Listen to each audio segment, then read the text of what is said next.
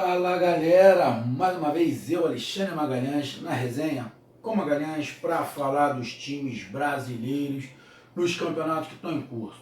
Como todos sabem, o campeonato está parado, o Brasileirão está parado, Copa do Brasil, Sul-Americana, Libertadores, tudo parado por causa da Copa América realizada aqui no país. Os campeonatos só voltam após o término da Copa América, lá para o início de julho, lá para o dia 10 de julho mais ou menos, que está voltando os campeonatos. Os brasileiros inicia-se com a Copa do Brasil, alguns jogos logo pela Copa do Brasil e no final de semana o Campeonato Brasileiro. Mas para que o Resenha com Magalhães não fique parado, nós estamos aqui vindo no canal diariamente falar sobre alguma notícia sobre o seu time, sobre alguma contratação, alguma dispensa, e também estamos fazendo um quadro time a time. Estamos fazendo uma análise, um resumo do que foi a participação do seu time durante as 9 primeiras rodadas e uma perspectiva do que pode ser julho, o mês de julho para o seu time, ou seja, os 20 times da Série A do Campeonato Brasileiro. Então eu peço a você, meu amigo, dessa vez torcedor do Internacional, que você curta, compartilhe, inscreva-se no canal, comente, dê seu like, ative a notificação. Não esquecendo, estamos no YouTube, Facebook e no Instagram. Meus amigos torcedores do Colorado, meus amigos torcedores do Inter. O Inter, nessa parada para a Sul-Americana, o Inter terminou em 4º lugar. Está aqui em 4º lugar. Está o Inter com 16 pontos em 4º lugar. O Inter teve 5 vitórias, 1 empate e 3 derrotas. 5 vitórias, 1 empate e 3 derrotas. Mas lá na frente a gente vai dar uma olhada do formato que foi as derrotas. Cara, eu esperava um pouco mais do Inter. Esperava um pouco mais. Aí eu sei que tem muita gente que vai falar, mas Magalhães, o Inter pode ter jogado com time reserva ali, com time reserva aqui, teve Copa do Brasil, teve isso, teve aquilo outro. Tá, mas um time, a gente está falando de Campeonato Brasileiro. Mas para um time que quer ser campeão do Campeonato Brasileiro, ele tem que ter um elenco qualificado, aonde quando ele misture, coloca o reserva ou misto, o time não caia muito. Aí a gente tem que falar do Palmeiras. Então, eu sei que nenhum time aqui no país, nenhum time tem as peças, eu estou falando em quantidade e numa qualidade mais ou menos no mesmo nível que o Palmeiras tem. A maioria dos times tem um time bom, 5, 6 peças que substituem a altura e o restante vai dar uma caída o nível. Mas para o Campeonato Brasileiro é importante ter 11 que entram e substituam ao nível os que estão jogando do lado. Aí o Palmeiras faz uma diferença. O Internacional melhorou. O Inter começou lá com mais apostas, alguns jogadores que contrataram, Neilton, alguns jogadores que entraram ali, mas o treinador não se sentiu muito confortável, voltou para o esquema de 2018 com 3 volantes. Só que dentre esses jogos foi aparecendo o garoto Nonato, foi aparecendo e foi ocupando espaço. Aí teve contusão de um, contusão do outro, ele teve que botar o Lindoso, ele foi arrumando. Eu sei que faz uma certa diferença ali, a falta do Dourado ali, eu sei que faz a diferença, mas a gente precisa de elenco. E o Internacional, como eu falei, está em 4º lugar com 16 pontos, 5 vitórias, 1 empate e 3 derrotas. Fez 13 gols e sofreu 8. Para um time que defensivamente é muito arrumado, sofrer 8 gols é muita coisa. Sofrer 8 gols é muita coisa. Sofreu 8 e... Deixa eu pegar aqui. Sofreu 8 e fez 13. Também não é um time que faz muito gol. Se você pegar lá, o Palmeiras fez 18, o Flamengo fez 15, o Santos fez 12. Entre os 4 primeiros, o Inter só fez mais do que o Santos. E com o Guerreiro ali na frente, a gente espera um pouco mais. Mas ainda é cedo. Ainda é cedo. Mas o Inter, para mim, o que está pecando é justamente nessa parte defensiva. Parte defensiva, para mim, 8 gols o Inter ter tomado é muita coisa no Campeonato Brasileiro. Para um time que tem um sistema defensivo consolidado, um time que primeiro se defende muito bem e depois ataca, tem alguns problemas pelas laterais de bola nas costas, que eu falo desde o ano passado, mas no setor defensivo eu esperava um pouquinho mais do Inter. Porém, o Inter está em quarto lugar. Então, está numa posição ruim? Não, o Inter não está numa posição ruim. Mas eu esperava um pouco mais do Inter. É um timaço? É muito bom time. É um time muito bem nivelado.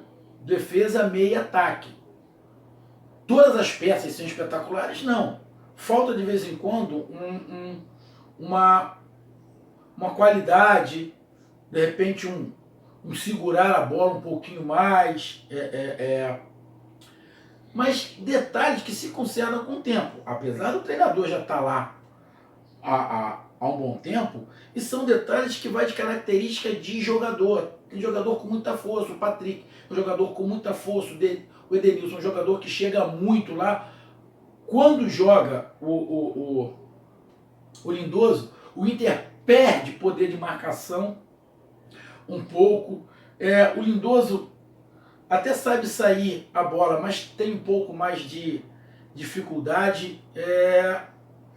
Então, eu sei que deu uma caída. Algumas peças ali que estão faltando no Inter, deu realmente uma caída. Mas, para quem pensa em ter o título do Campeonato Brasileiro, tem que ter mais do que 11 times, 11 jogadores. E o Inter em quarto lugar, sim, não está ruim, mas poderia estar melhor. A gente sabe que poderia estar melhor. Então, vamos lá. O Inter iniciou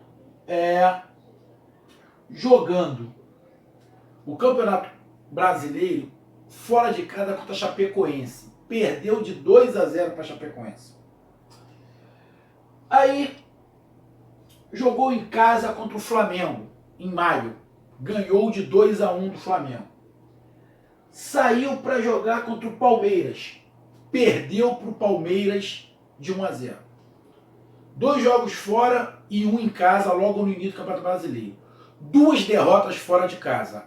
Isso complica. Para quem quer ser campeão brasileiro, derrota não vai adiantar só ganhar em casa. Você só ganhar em casa, tu não vai ser campeão. Então tem que ter o resultado fora de casa também. Aí depois o Inter jogou contra o River Plate pela Libertadores. Empatou em 2-2 fora de casa. Jogou contra o Cruzeiro em casa. Ganhou de 3-1. Vitória em casa. Jogou em casa contra o CSA. Ganhou de 2-0. Em casa, o Inter está imbatível. Ganhou do Flamengo, ganhou do Cruzeiro, ganhou do CSA. Jogou contra o Paysandu pela Copa do Brasil. Ganhou também em casa. Em casa, sensacional o Inter. Aí saiu para jogar contra o Santos. Empatou. Não perdeu, mas empatou. Fechou maio jogando fora de casa contra o Paysandu pela Copa do Brasil. Aí ganhou. Então a vitória de abril do Campeonato Brasileiro até o final de maio, o Internacional só teve uma vitória fora de casa. Teve uma vitória, ó. Fora de casa, teve um empate contra o River, um empate contra o Santos e apenas uma vitória contra o Paysandu de 1-0 fora de casa. Aí vamos para junho. Junho jogou em casa, ganhou de 2-0 do Avaí. Aí saiu para jogar contra o Vasco, que era o lanterna do campeonato. Perdeu para o Vasco de 2-1. E jogou em casa contra o Bahia, ganhou de 3-1. Ou seja, as 3 derrotas do Inter no Campeonato Brasileiro foram fora de casa. Aí é que a gente está começando a falar de um time bipolar. Um time que é de um jeito em casa e fora de casa é outro. Se não fizer ponto fora de casa, não é campeão. É só você somar os pontos. Soma os pontos. O Inter, no Campeonato Brasileiro, em casa, acho que ganhou todas. Ganhou do Flamengo, ganhou do Cruzeiro, ganhou do CSA, ganhou do Avaí e ganhou do Bahia. Ganhou as 5 em casa. As 5 vitórias do Internacional são em casa. Um empate contra o Santos, fora de casa, e 3 derrotas fora de casa. Assim, o Inter não é campeão. Pode brigar ali pela Libertadores? Pode. Então, tem que melhorar. Tem que melhorar. E pegando um outro número aqui, deixa eu ver aqui. Deixa eu ver aqui, não. 2, 3, 4, 5, 6, 7, 8. De maio até junho, em 8 jogos o Internacional tomou gol. Na minha concepção do que eu vi do Inter ano passado, tomou gol demais. Tomou gol demais. Uma defesa e um sistema defensivo que eu considero muito forte. Aí vem a análise para julho. Vamos lá. Julho. Em julho, o Inter tem 1, 2, 3, 4, 5, 6, 7 jogos. Está em 4º lugar no Campeonato Brasileiro. Só que o Inter já começa pela Copa do Brasil contra o Palmeiras fora de casa. E o Inter não está ganhando fora de casa. É mata-mata, é um jogo diferente, dá para se segurar lá atrás. Mas aí, o sistema defensivo do Inter está tomando gol. A gente espera que os jogadores que estão machucados voltem para fortalecer ali, porque vai ser uma parada indigesta contra o Palmeiras. Vamos aceitar, o time do Palmeiras é muito forte e está num momento muito bom. A gente não sabe que essa parada como é que o Palmeiras vem, mas a princípio, né? Então o Inter tem uma parada indigesta logo no começo, contra o Palmeiras pela Copa do Brasil. Depois ele joga fora de casa contra o Atlético Paranaense. Provavelmente vai ser um jogo aonde os dois vão com o time reserva, porque o Atlético Paranaense também está envolvido em outros campeonatos, está envolvido aí na Copa do Brasil, na Libertadores, igual o Inter. Então é um jogo que deve ser time reserva. O problema é, vai deixar os que estão na frente se distanciarem no Campeonato Brasileiro? Pode perder a 4ª colocação, mas acredito que não tenha muita opção. Temos ali depois o Inter pega o Palmeiras em casa, a partida de volta. Então tem que fazer uma boa partida, um bom resultado fora de casa contra o Palmeiras para decidir em casa de novo contra o Palmeiras. Temos depois do Palmeiras, depois de decidir se classificou ou não na Copa do Brasil, tem o Grenal. O problema, tanto para a Inter, mas também vai acontecer com o Grêmio, é que esse Grenal é antes da viagem do Inter para jogar a Libertadores, porque a primeira partida do Inter é contra o Nacional, fora de casa. E aí? Vai com o time titular contra o Grêmio ou não vai? O Grêmio vai com o time... A gente não sabe. Então, tem que se ter elenco. Por isso que eu estou falando, não basta um time, tem que ter elenco.